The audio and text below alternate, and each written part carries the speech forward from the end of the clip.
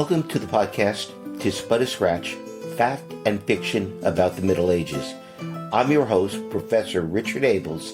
Today I'll be talking about crusading warfare with my special guest, Professor Nicholas Morton of Nottingham Trent University in the UK. I'm so delighted to have back on the podcast Dr. Nicholas Morton. Now, you must remember Nick from his really wonderful episode about the Mongols.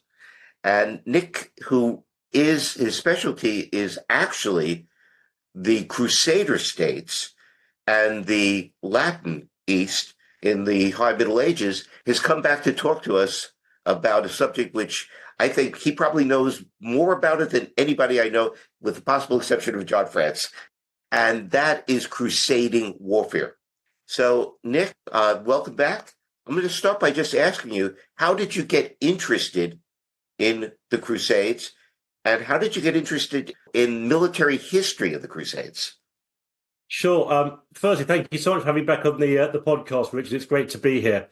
So I suppose my interest in the Crusades, if you want to trace it far enough back, it's being dragged around castles in the rain by my parents as a child, I suppose, is at the root of it all, and then the books that you read as a child of castles and knights and things like that. But in terms of the actual Crusades, I studied the Crusades with Jonathan Phillips at Royal Holloway University. And I came into it with several questions. The first one was thinking about it from a Christian perspective. Yeah. I thought Jesus said you're supposed to love your enemies and do good to those that hate you. So where's the holy war coming from? Well, and the whole sort of beating your spears into plowshares rather than your plowshares into spears. But yeah, so it's a very muscular form of Christianity, isn't it?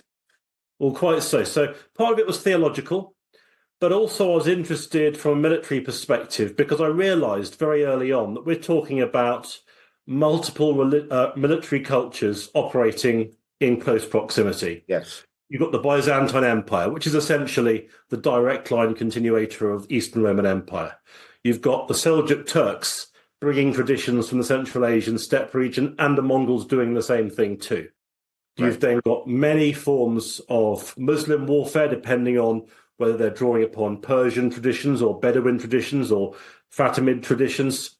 And then you've got Armenian armies and Georgian armies. I probably missed a few out too. But what happens when they meet? And what do they learn from each other? And what does that encounter look like? And how do they perceive each other? It's that encounter and that willingness to learn or not. These are the questions I brought to the table here. And you've already mentioned John France, really. And he was certainly an inspiration because he was interested not just in the Crusaders themselves, but in all the cultures, trying to really get to grips with the cultures of all the various societies involved in the many wars spanning the Middle East in this era. So in many ways, these were the triggers for me to want to find out more. The military history of the Crusades hasn't been ignored by any means, but in my opinion, it has received less serious academic attention than their religious and political aspects. The campaigns of the numbered Crusades, of course, have been recounted in numerous general histories, but often without real analysis. And the military activities of the rulers of the Latin states, the Kingdom of Jerusalem, the Principality of Antioch, the County of Tripoli, have been virtually ignored except in their relationship to the numbered Crusades. There are exceptions. R.C. Smale's classic Crusading Warfare, 1097 to 1193, published in 1956. His student Christopher Marshall's Warfare in the Latin East, 1192 to 1291, published in 1992. And John France's Victory in the East, A Military History of the First Crusade, published in 1994. But I don't think that military history per se has received the attention that it merits, considering the military challenges presented by crusading. And in part, I think that has to do with the eclipse of military history within the larger discipline, academic discipline of history. It may come as a surprise to our listeners, but military history was, at least when I was in graduate school in the 1970s, the black sheep of the larger discipline of history.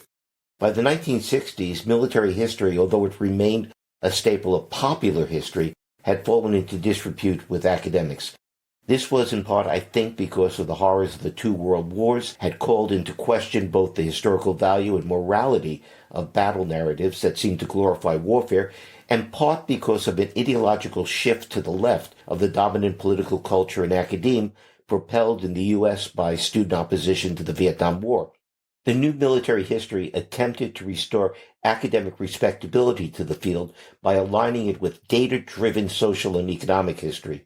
Traditional military history had focused on battles and campaigns. Much of it was written by retired military officers to illustrate what they believed to be the unchanging tenets of military science. Their focus was on battle tactics and strategy. The new military history, in contrast, studied subjects like the recruitment, organization, and economic maintenance of armed forces, the relationship between those forces and society as a whole, and the impact of warfare upon civilian populations. The only facet of military history which did not seem to interest historians of this school was actual warfighting. This they left to the traditionalists. The divide was a bitter one. Traditionalists denied that war and society studies was real military history, while some of the more strident and outspoken representatives of the new military history dismissed traditionalists as mere war enthusiasts rather than serious historians. I was wondering if you ever had reservations about being labeled a military historian. I know I did. That's an interesting question. Yes and no. You're right. I mean, the funny thing is that when you talk to people about the history of the Crusades, particularly if you ask people who aren't military historians, the one topic they'll say that has been overdone, has been researched to the point of exhaustion, is military history. When you actually look at the military history of the Crusades, there's surprisingly little there. Yes. And it's that dichotomy, really, which is astonishing. Now, did I have reservations about becoming a military historian? For myself, purely in terms of my own interests, no. Military history, in my view, is every bit as complex, as challenging and demanding and rigorous as any other form of history. Now, of course, there are works of military history that aren't as rigorous, but that's not to say that the entire field has to be that way. Yeah. My reservation was more rooted in the perception of it. I didn't know what other people would make of it if I overtly adopted a more military dimension to my research, because I'm afraid I do see, what's the word? Is stigma too strong a word? No, and I myself, I spent my early years as historian denying that I was a military historian. And it was basically the job market and being hired at the Naval Academy as a pre-modern military historian that allowed me to embrace that title. Yeah, and in my previous career, in the earlier stages of my career, I started off looking at institutional history, the Teutonic Knights. I then moved on to cross-cultural perceptions of other societies, whoever's perceptions those may be. And so looking at alterity and models like that. And so that's behind my book, Encountering Islam on the First Crusade. And so the point I'm making is I've already gone through several subfields in the broader umbrella, as it were, of Crusader studies, but I felt very strongly that military history needed more research. And there were several reasons for that. But number one was just how much material there is on military history, not just in Frankish or Latin sources, but in Eastern Christian and Arabic and Greek sources, as well as many others. There's so much material, and it really hasn't been used. And you're right. Historians have tended, not always, to focus on big battles, because why wouldn't you? But at the same time, what I wanted to do is I didn't want to exclude the big battles out of some kind of response to people who study big battles. I wanted to try and put the whole thing together. And so I wanted to create a data-driven study in which every single military encounter, from the smallest raid to the biggest siege, is included, in part so I can extract from that meaningful patterns about the development and movement of conflicts and their evolution over time. but also because I was aware that once pooled, that data could include a lot of meaningful material that can shed light on a lot of other things, such as the cross-cultural exchange of ideas or tactics. Now, yes, these things are military, but that also has a bearing on lots of other topics connected to it. And I was interested, for example, in how frequently individual kings or princes or other rulers go on campaign and how often they lead those campaigns themselves, and what we can then learn from that data about them as individuals, them as rulers, and about the pace and balance of the conflict as it develops over time. So it's trying to think about meaningful ways to use data that's been pooled together as much as we can. Of course, we can't possibly claim to have got every single military encounter that actually ever happened, but we can do the best we can and then see what we can get from that. And that really was the thought behind my own research. Well, I want to give a plug for your book, The Crusader States and Their Neighbors, A Military History, 1099 to 1187, Oxford University Press, 2020. I think it's a model military history. First of all, the research in it is exhaustive. You've mined the sources, both the Latin and Eastern sources, compile all the major and minor military activities, skirmishes, sieges, battles, raids, rebellions. And frankly, as a medieval military historian who's studied the Crusades, I was surprised at how much I didn't know about the military activities of the Crusader States. The comprehensive research underlying your book is a solid foundation for the important points you make about the nature of crusading warfare in the Levant during the first century of the Kingdom of Jerusalem, both in terms of adaptations to new conditions of warfare, and perhaps most interestingly, at least to me, resistance to change by the rulers of Outremer. Well, thank you very much, Richard. That's very kind of you. But you mentioned the conservatism of armies in this era, and that is a finding. Yeah, they do adapt. They do change a bit over time. They do work out ways of, I don't know, the Turkish light cavalry commanders work out ways of dealing with Frankish knights, and Frankish knights work out way of dealing with Turkish light cavalry. But I think there is a conservatism underneath all of this.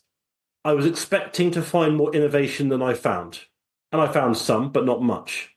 And I think that it's very easy in an age where changing technologies, changing approaches to all sorts of things, not merely in military life, but in all sorts of things. We are accustomed to changing our ways of doing things. And I think what we're looking at is a downward pressure of ingrained tradition. This is how we do it. We've always done it this way. We always will do it this way. That's it. No, and I think partly it's because the military doctrines and the military organization, is so ingrained in the social system that to do any kind of fundamental innovation would be threatening that social structure. I think so, yeah. And that rooting in society is so important. And things begin to make sense once you begin to sort of trace those lines back, I think. And you can work out new stratagems. You can work out that if you lead your Frankish pursuers through marshland, there as a Turkish commander, your light cavalry can probably negotiate the marsh, and then the Frankish cavalry will sink. So yes, you can devise things like that, but to fundamentally change the way in which you fight and operate, it's much harder. I mean, the Franks adopt Turco-Poles to provide them with a light cavalry wing, but that's really sort of bolted on to what is really quite a conventional way of fighting. They probably do become more disciplined, but ultimately, the army doesn't look so very dissimilar in the way it fights at the end of the period as it does at the beginning. Which surprised me. To tell you the truth, I was expecting more innovation, more change.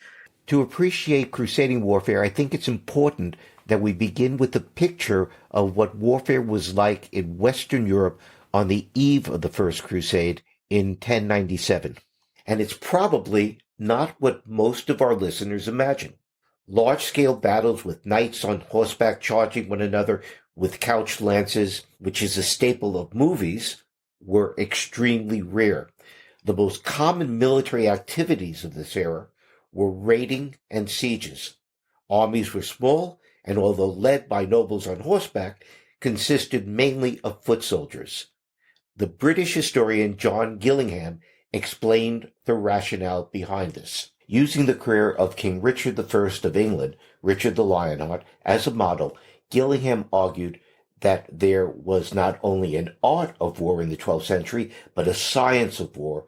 This strategy was shaped by logistical considerations and military topography, that is, by limited agricultural production, seasonal warfare, and fortified strongpoints dotting the landscape.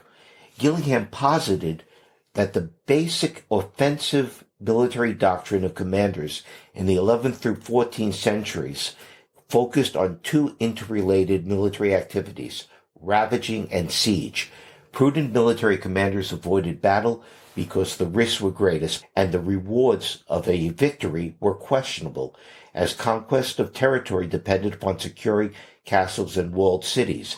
Instead of seeking battle, the offensive strategy was to cross into enemy territory and immediately begin looting villages, destroying mills, burning fields, and seizing cattle and captives for ransom. By doing this, the commander would feed his own troops, since war needed to pay for itself, and deprive the enemy of provisions and resources, as well as demoralizing them. Once they had ravaged the countryside, the invading army would then turn to the chore of besieging and taking the enemy's castles and fortified towns, since possession of castles and strongpoints were the only way to take and hold territory. The invader, as I said, avoided engaging the enemy in a pitched battle unless circumstances were so favorable that victory was all but guaranteed. A risk always remained, however, since medieval kings and commanders led from the front and were vulnerable to being captured or killed, which, as in chess, meant that the game was over. In short, medieval warfare, according to Gillingham, most resembled Sherman's March to the Sea. Defensive strategy was the mirror image. Upon receiving news of an invasion, the defending general would order the garrisoning and provisioning of the major castles and walled cities. He would reserve a portion of his forces for a field army that would shadow but avoid engaging the enemy in battle. Because of the threat posed by this field army, the invaders could not fan out into small raiding parties, which limited the damage they could do. The shadowing army could also relieve sieges, catching the besieger between the garrison forces within the castle and the relief army coming to his rescue. What the defenders had on their side was time. Warfare was limited to the harvest seasons, when an invading army might be able to find sufficient food and resources to campaign on. Once the season was over and food became scarce, the invader had to retire. This often was followed in the next campaigning season by a counter-incursion into the territory of the erstwhile invader, during which the roles of the attacker and defender were reversed. In this type of warfare, foot soldiers were essential. This is not to say that knights and mounted sergeants were unimportant. A force of armored men on horseback was needed to threaten and defend against a possible battle, and if battles were rare, small-scale skirmishes were common. Mounted men also were needed for recon, and recon was a standard military activity in this period. Knights also led these armies. Military leadership was a prerogative of the nobility, as a chain of command reflected the social and political hierarchy. But if knights possessed higher social and economic status than foot soldiers, nonetheless, the labor-intensive activities of ravaging, pillaging, and laying siege required foot soldiers in mass numbers, which is why foot soldiers always greatly outnumbered men on horseback in medieval armies, sometimes as much as 10-1.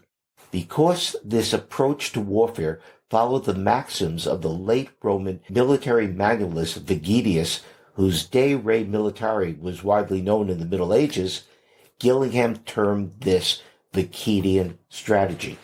Now, not all medieval military historians agree completely with Gillingham. My friend and colleague Clifford Rogers, who teaches at West Point, has forcefully argued that King Edward III of England and his son, Edward the Black Prince, actively sought battle and that, at least in the 14th century, the commander of the side pursuing aggressive war aims typically wanted battle, though he concedes that defenders typically avoided battle. Another friend and colleague, Stephen Murillo of Wabash College, while generally accepting Gillingham's thesis, considers the cultural imperatives that led some medieval military commanders to seek or accept battle despite the risks. Both Rogers and Murillo observe that honor might dictate battle, even if a quote-unquote objective military analysis of the situation wouldn't. Honor and prestige were political and social capital among the medieval military elite.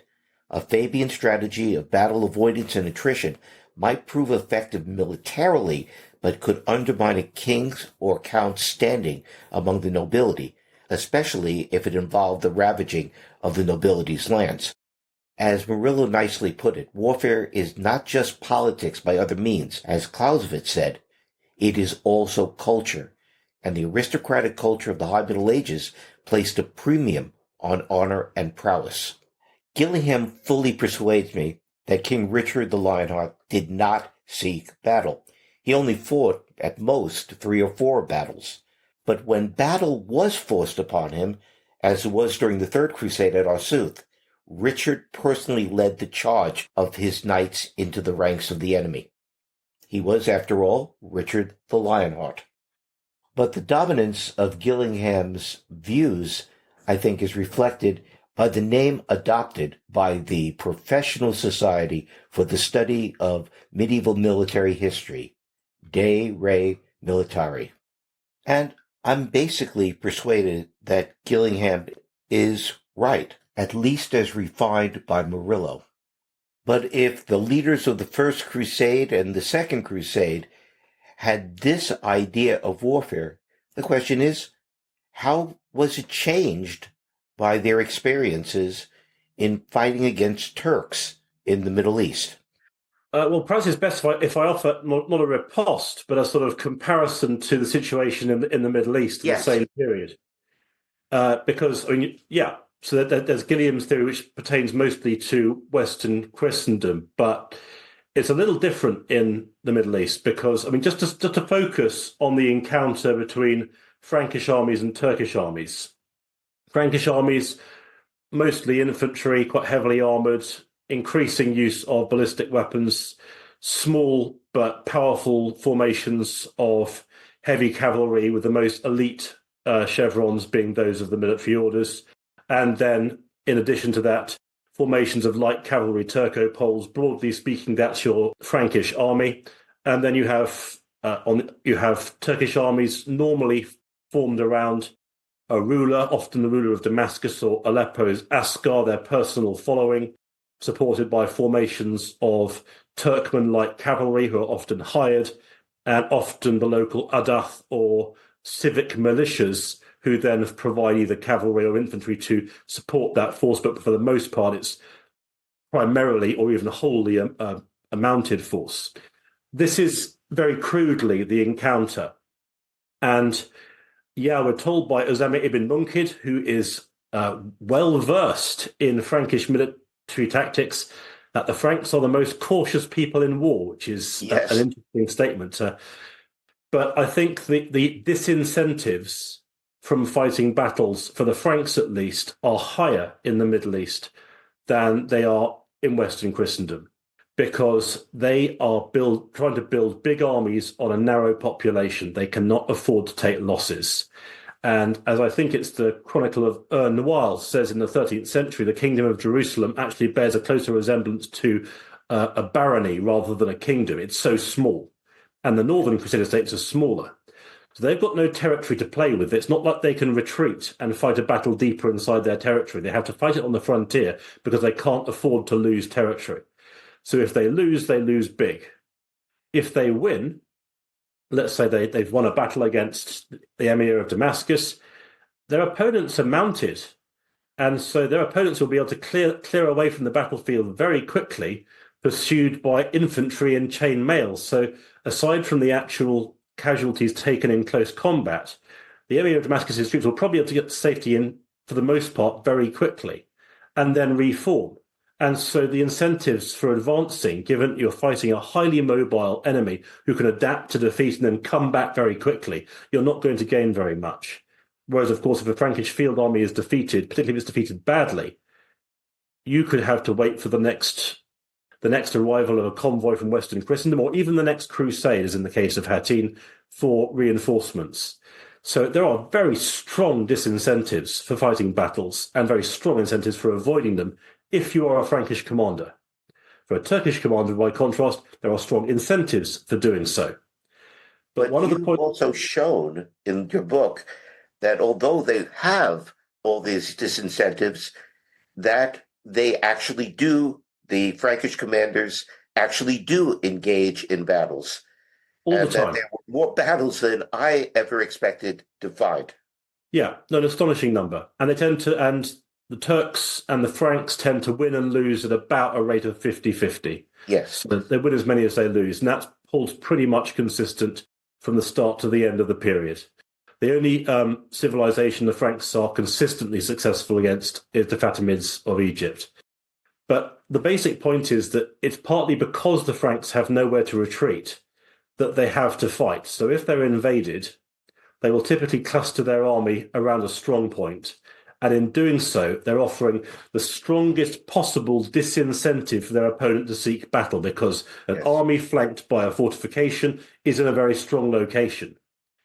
If their opponent still wants to give battle at that point, they're going to have to fight. There's nothing else they can do. They could arguably take refuge in the castle, but they haven't got the kind of territory to spend in that way. They're going to have to fight whether they like it or not. So I think forced battles are a very common feature of the warcraft of the Crusader States. Battles which Frankish commanders didn't really want to fight, but which they had no option to fight because they've got nowhere else to go.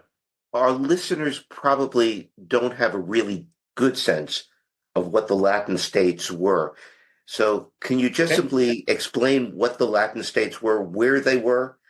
Sure. So at their greatest extent, the Kingdom of Jerusalem began at roughly Beirut, which is in modern-day Lebanon, in the north.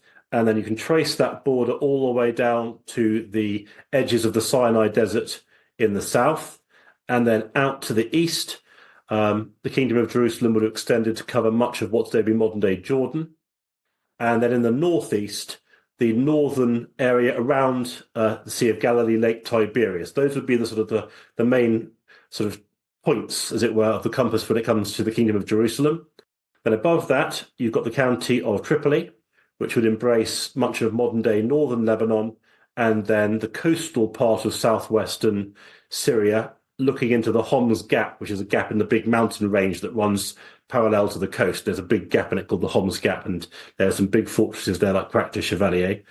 Over and above that, the coastal strip then continues from, I think it's Tortosa, although the border there changes a little bit, which is then the beginnings of the Principality of Antioch, which then controls that coastal strip up towards the big port of Latakia, and then beyond that, St. Simeon, which is the port for Antioch itself.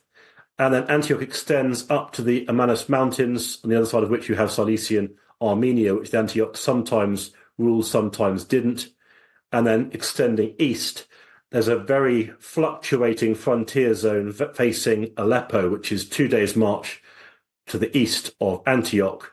And the border there can go one way or the other a great deal during this period. Sometimes the Antiochenes are pressing right up against Aleppo, and sometimes the Aleppans are pressing right up against Antioch. To the northeast, you have the hardest to define Crusader state, largely because we have so little information about it, which is the county of Edessa, centered on Edessa itself, and embracing quite a large area of territory around it, including cities like Tel Bashir, among others. But that's quite a hard one to pin down because the geography of it moves a lot, and we don't actually have much data on exactly where the frontier lay.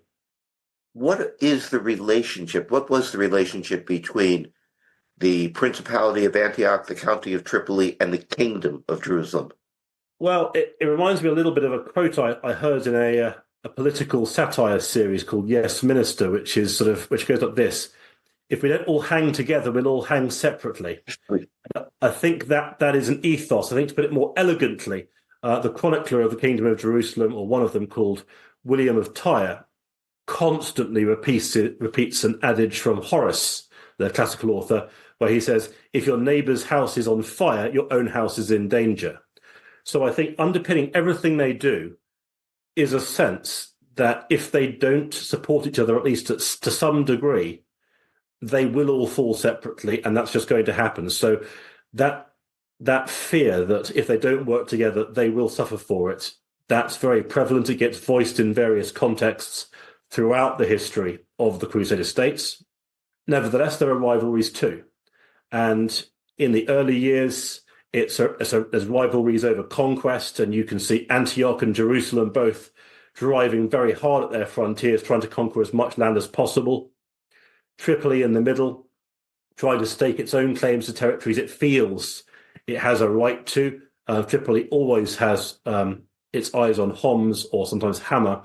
It never takes either, but it's constantly looking at them as possible targets. And so it's about the various areas demarcating relative to each other and in negotiation with each other, where they feel they have a right to conquer, and trying to get acknowledgement from the other rulers as well. So that creates lines of friction. There's various other disputes too. So Antioch, for a long period in the early part of its history, felt it had a claim to the county of Edessa. Edessa felt very strenuously that it shouldn't. And that too could lead to some extraordinary conflicts. There's one in 1108 where you have two rival claimants, Turkish rival claimants for Aleppo and two rival claimants for Edessa.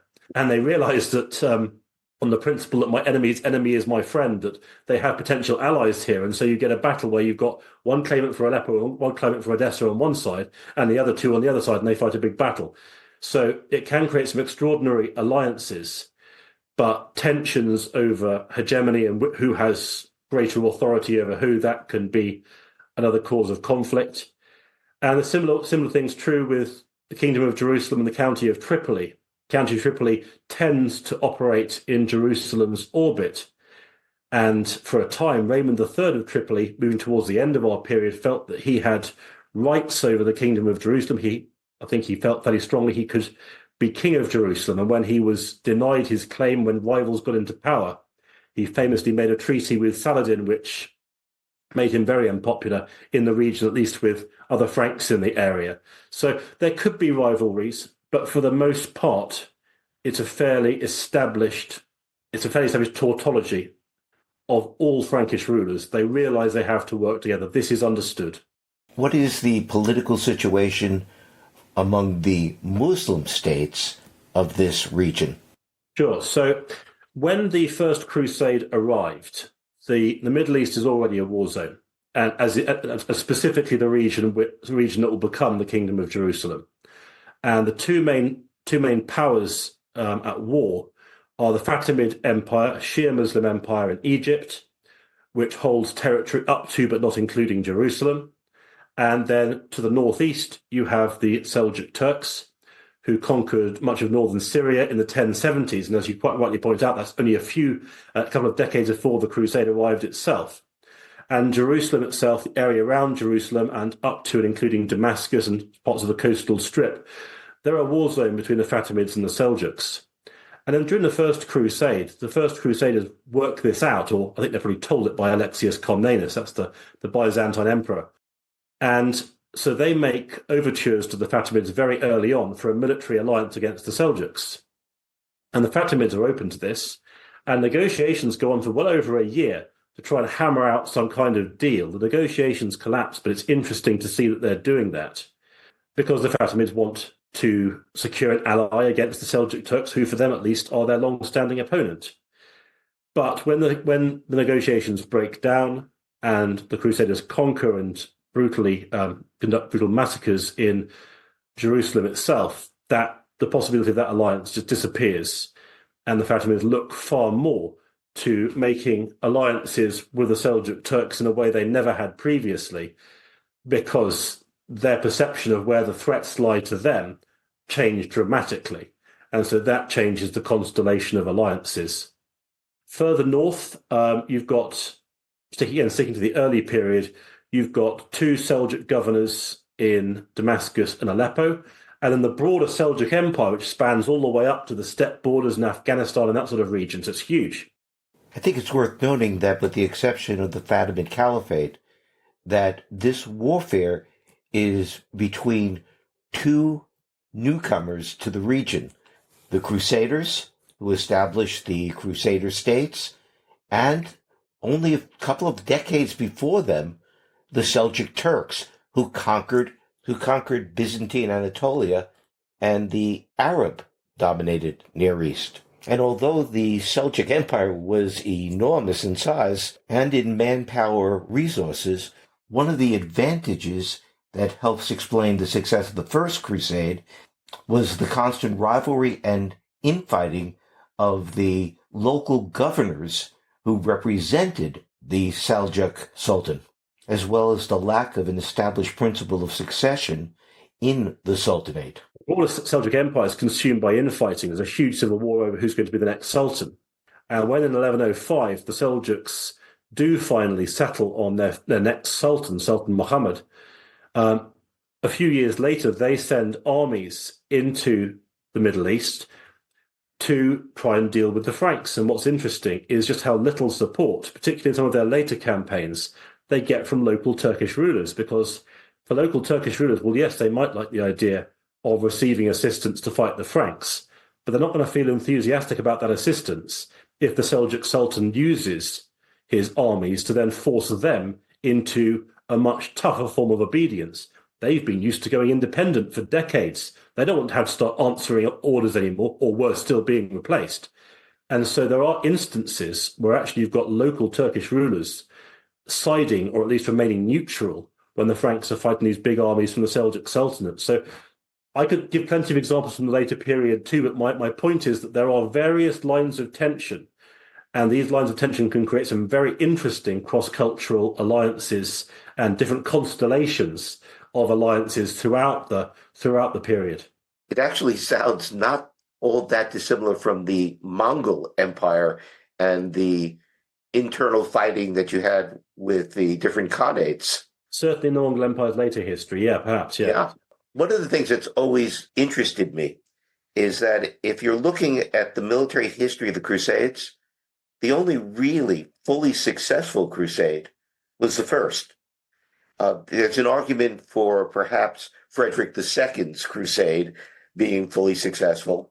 After all, he does recover Jerusalem to Christian control, although he does it through diplomacy rather than military action. Right? Yeah. But the First Crusade is successful, and it overcomes enormous difficulties. Okay, why is the First Crusade successful? And you want to talk a little bit about the difficulties that it overcame. This is something that, it sticks out, doesn't it? Because it really does. If you view it purely from a military perspective, in many ways, the First Crusade's got the harder job.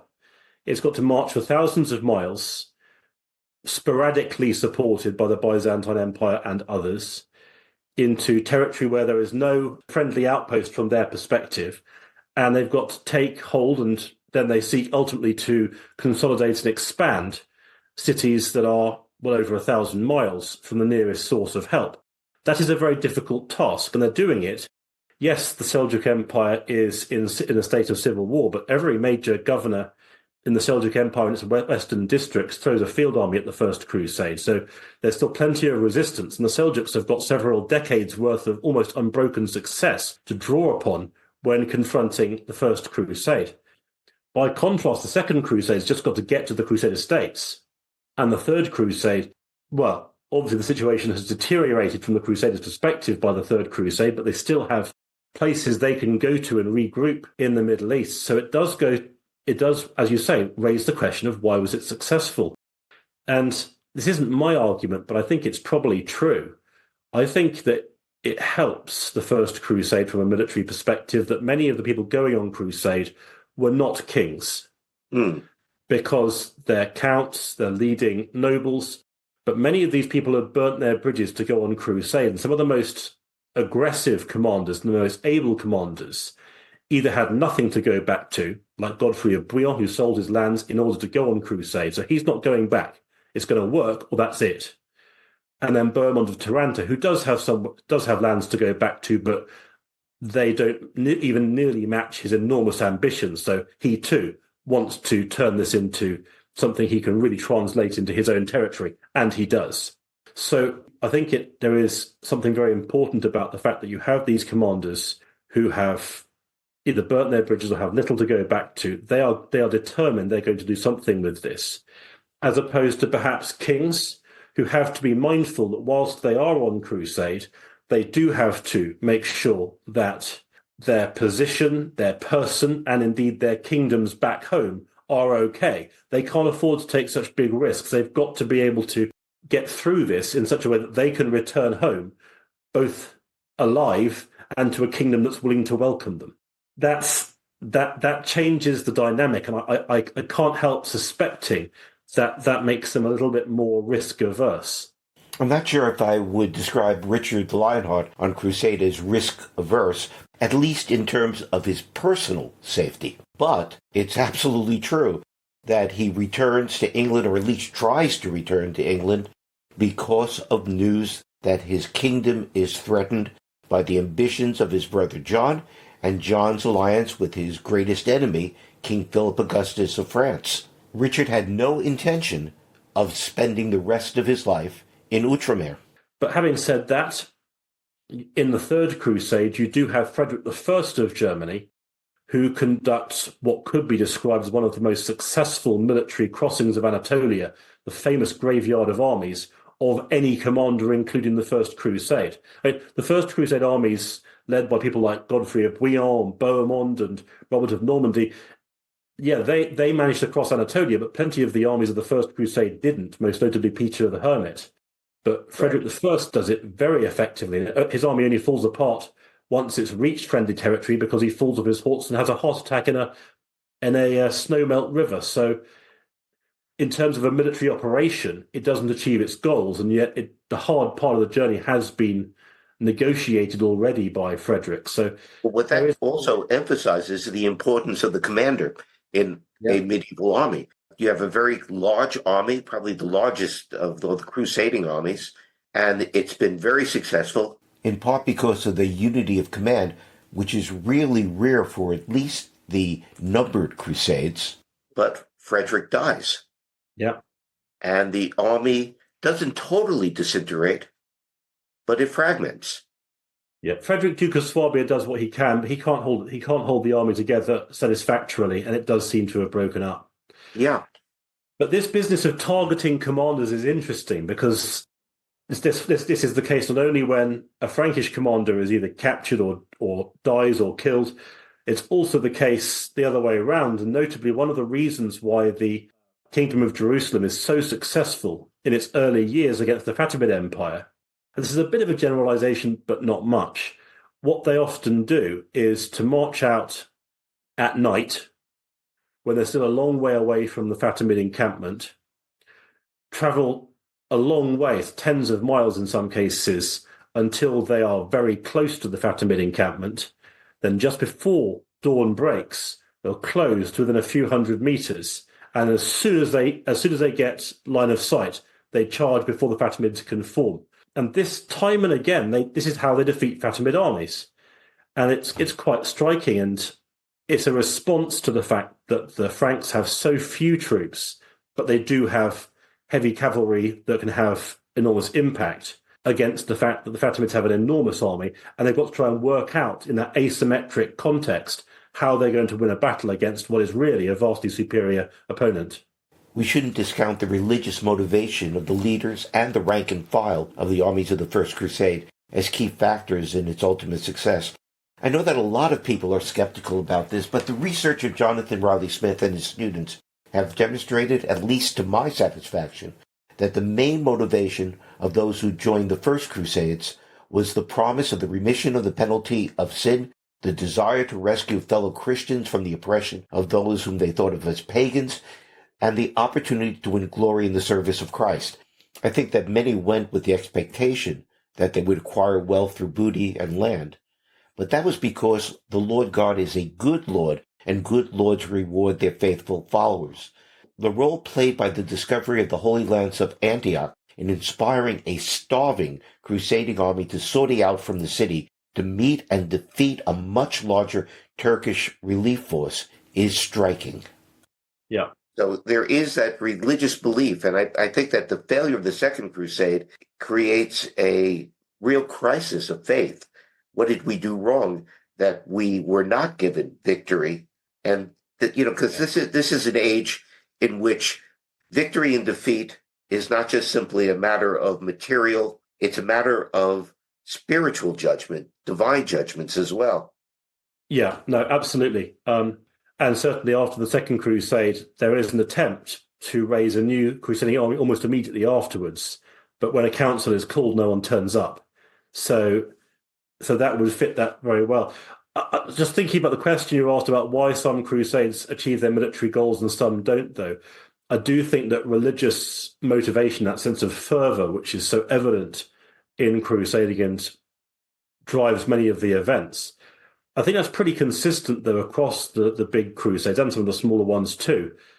If that fervor is a given, yes, why are the results so different? But from a purely military and logistical perspective, the undertaking of going on crusade for a commander, particularly commanders who have virtually no experience of fighting in the Middle East, even if, as they do in the later crusades, they can call upon the expertise of Templars or Hospitallers who can provide real-time experience and knowledge of the exigencies of fighting in the region.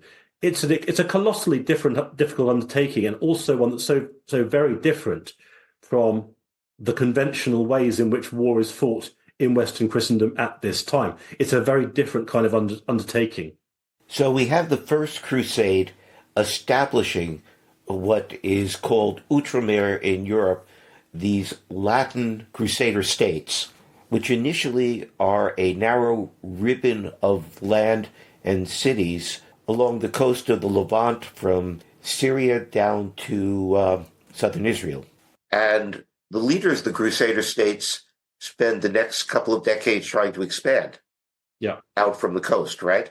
Yeah. Why are they so successful in establishing control over coastal cities, but they're much less successful in being able to expand out eastward into the countryside? Yeah, great question. There's a number of factors here. The first is that in the wake of the First Crusade, the veterans of the First Crusade who stick around, and the sheer amount of experience they've built up and their familiarity with working with each other and coordinating their activities after years of war, that's got to go some way to giving them a cutting edge. And I forget which chronicle it is, but there's one chronicle from the Kingdom of England, I think, that talks about just how effective veterans of the First Crusade were in the wars of Normandy, I think. I probably got that wrong. But the point is that the First Crusade has produced a highly experienced warrior to a level that hasn't been seen before. So that will go some way to explain it.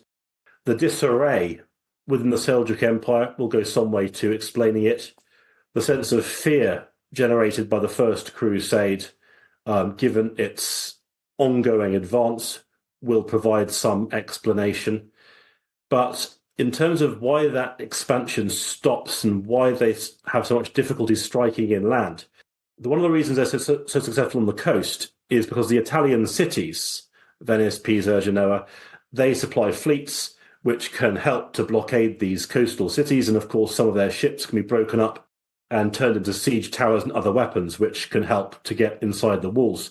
It's always astonishes me how bad they are at siegecraft. Away from the coast, they very rarely achieve any successful sieges at all. Sometimes they just sit outside a city and hope it'll capitulate, which it doesn't.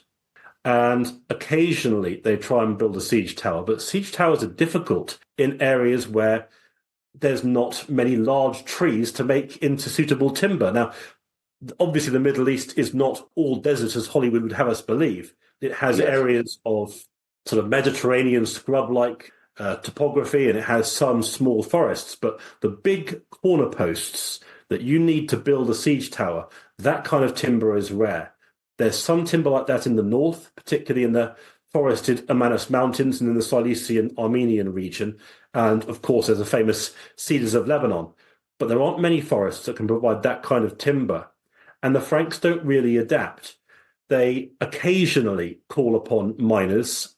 I suspect they may have recruited some from Armenia. There's one mention in the German Crusade of 1197 to them using silver miners from the Harz Mountains, but that's not something those aren't specialists they can call upon very frequently.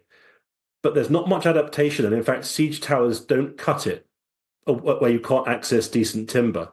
And the only reason they got into Jerusalem with siege towers is because when the Fatimids besieged Jerusalem the previous year, someone in the army who was tasked with dealing with the timber omitted to deal with a large stockpile of timber, which the Crusaders then found.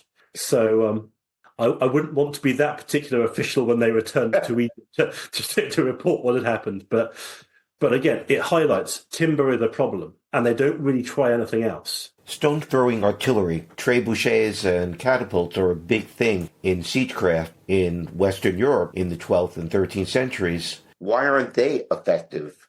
Sure, there's been some great work on this done by Mike Fulton recently. Fabulous study on the artillery used during this era. And he points out that counterweight trebuchets, which are the heavier variant, yes, they seem to appear roughly at the same time in both Saladin's armies and the armies of the Crusader States. But he also makes the point that these catapults can't destroy fully formed castle walls. They might be able to knock down damaged walls or perhaps walls that need a bit of maintenance. They might be able to knock down crenellations or destroy buildings behind the walls, but they won't get you through the walls. I've been collecting references on this. Occasionally, people seem to think that catapults could get through walls, but I can't help thinking these would have been very much thinner ones. The big walls being constructed by the late 12th century by both the Ayyubids and the Franks would be able to resist this. So catapults help both from an Ayyubid and a Crusader perspective, but they won't do the job. But they actually seem to work better, I think, in the Ayyubid or Turkish approach to siegecraft. And that's very different. That is to create an enormous barrage at the start of the siege. Thousands of archers, catapults, flinging stones, and that barrage is to create suppressing fire that will just clear the battlements, push people back from the arrow slits, persuade the siege engineers in defending war machines to clear out, so that the returning barrage is as thin as possible. Now, of course, in that initial assault, the casualties amongst the besieging archers would be enormously high. But if you can get to that suppression point, that's the moment where the miners come in, begin work at the foot of the wall of the castle they're trying to get into. Under they go, prop up the wall, burn the mine, clear out, down comes the wall, down. And in go the assault troops. And that approach is so much more effective than Frankish siegecraft. There are plenty of occasions where Ayyubid or Turkish armies get through walls, get into cities or through castle walls in a matter of days, where you'll even be able to build a siege tower in less than about a month. So it's an ongoing conclusion, really, about Frankish warcraft in this era when set against the warcraft of Turkish forces or Ayyubid forces. They're incredibly slow. They're slow on campaign. They're slow to besiege. They're heavily armored. They've got lots of infantry. They can't advance or retreat fast enough. They can win battles with their armies and they can build big castles. But actually, from a mobility perspective, they lose almost every time. And the castles are essential for controlling territory, right? Yeah, they help. Of course, they're not like the Great Wall of China. They're not a total perimeter defense. But at the same time, it is remarkable just how reluctant armies are to advance past a castle. There's nothing physically stopping them. If the castle's on the hill, you can pass it in the valley because a castle can't physically command much more than a bow shot from its walls, or at least a trebuchet shot from its walls. So you can bypass it, but armies don't. And I think you're right. In order to hold the territory, you've got to take the castle. So most people will take the castle. The only people who do tend to bypass castles are predominantly nomadic attackers for whom castles are not nearly as important. Often what they're looking for is either plunder or grazing, and that may well be separate from the castle. So in a sense, the strategic logic of that defensive line wouldn't work nearly so well in those contexts. Give me a sense of the size of the armies that we're talking about. Sure. So my estimate would go something like this. In the wake of the First Crusade, we're talking about the Kingdom of Jerusalem's armies starting at about the high hundreds, rising to about the mid-thousands by the 1110s. Armies tend to remain smallish into the mid-12th century, into sort of the low thousands. But I think to some degree that's because they don't actually need to fight wars with bigger armies. When Saladin starts to produce bigger armies in the 1170s, 1180s, the Kingdom of Jerusalem's armies suddenly jump in size. I don't think that's because they suddenly became richer. I think it's because they're suddenly digging deeper in order to raise bigger armies because they have to meet Saladin on an equal footing. So armies can then swoop up into five figures, with the outermost extent being the 1183 campaign against Saladin and the 1187 campaign against Saladin, where you're talking about numbers of about 20,000 troops. How many knights would be in an army of 20,000? 1,200 to 1,300. And then you would have sergeants, mounted sergeants. Yeah. One of the things that always puzzled me, I know who the knights are. The knights are nobility. The knights are also from the military orders. Who are the foot soldiers? Foot soldiers could be from any number of groups. There's a very large market for mercenaries in the Middle East in this era. Lots of people hire mercenaries of various kinds, but I suspect many of the infantry would come from the burgher classes in the big cities of the Kingdom of Jerusalem, particularly. There's references to Armenian foot soldiers further north.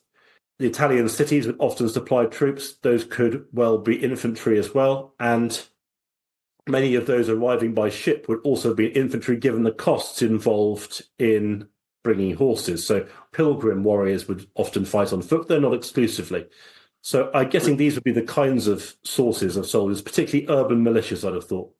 But also it's interesting, in the 13th century, there's a tax on incoming ships, where each incoming ship has to pay a fee of 2 crossbows. Oh. And I suspect the crossbow is the Frankish infantry weapon par excellence in this era. Even the Mongols say that they're afraid of Frankish crossbows. And so clearly they want to maximize on that strength. So they equip their forces with crossbows as widely as possible. And the use of the crossbow is almost exclusively an infantry weapon, and that too demands considerable expertise. So I suspect that ambitious infantry warrior looking to rise in the world, the obvious route would be to become a knight, if that's possible.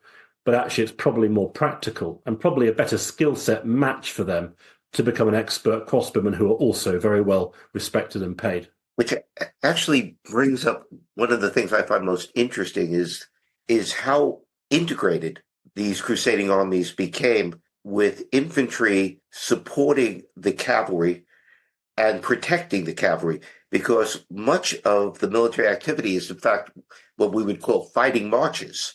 Yeah. Most famous example, I think, of the fighting march is Richard the Lionheart's march from Acre to Jaffa. Yeah. Richard's army marches 83 miles in 19 days under constant harassment by Saladin's forces. It's a very slow movement. It's a very careful movement. It's along the coast.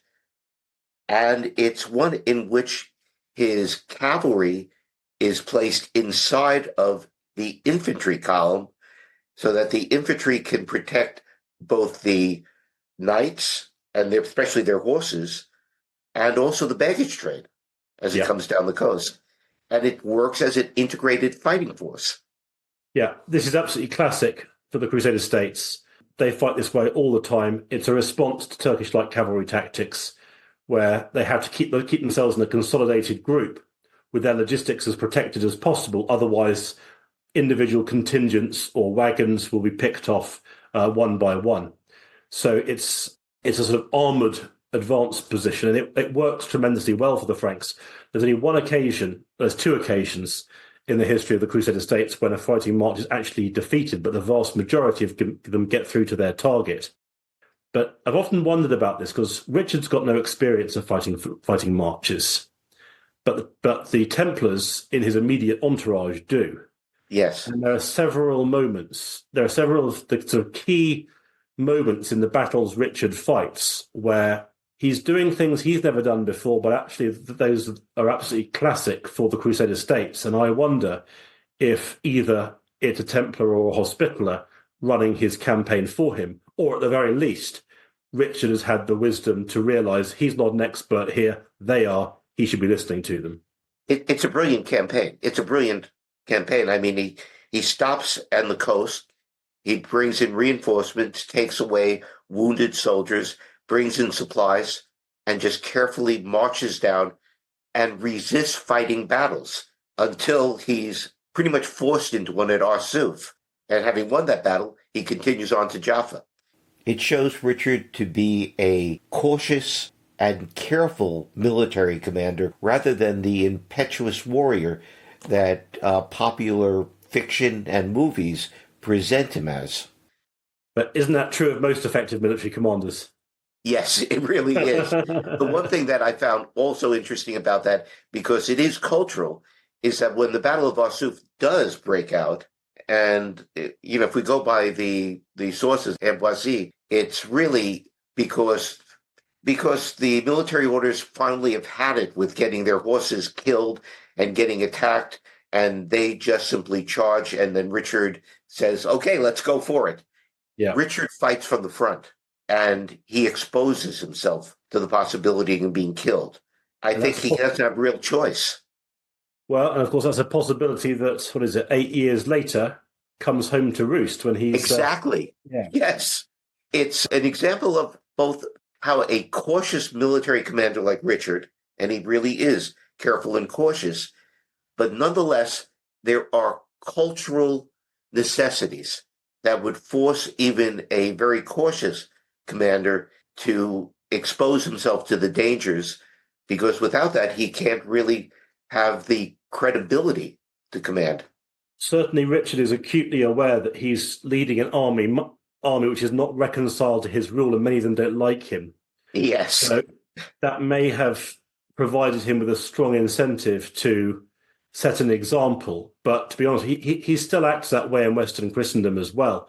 And if memory serves me, Saladin's not impressed by this because it's dangerous. It's place as we've already said, if the commander goes down, the army goes down.